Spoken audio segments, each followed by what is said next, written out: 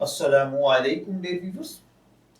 हमारा आज का टॉपिक है ऑफ सीजन में चीजें खरीद कर सीजन में महंगे दामों फरोख्त करना, क्या ये जायज है या नहीं। ये एक सवाल है जो एक भाई ने पूछा है। वो कहते हैं कि जनाब वाला, मेरा बिजनेस बिजली के पंखों का है।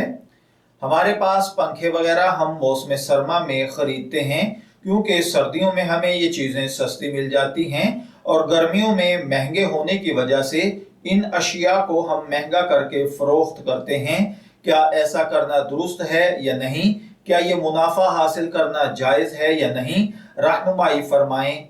देखिए भाइयों और बहनों, सर्दी के मौसम में पंखे वगैरह या कोई भी ऐसी सीजनल चीज़ जो कि ऑफ सीजन में सस्ती मिलती हो, उसको परचेज कर लेना, स्टॉक कर लेना और मौसम गर्मा में या उस चीज के सीजन के आने पर उस चीज को कीमत खरीद से ज्यादा पर फरोख्त करके मुनाफा कमाना, ये बिलाशुबा जायज है।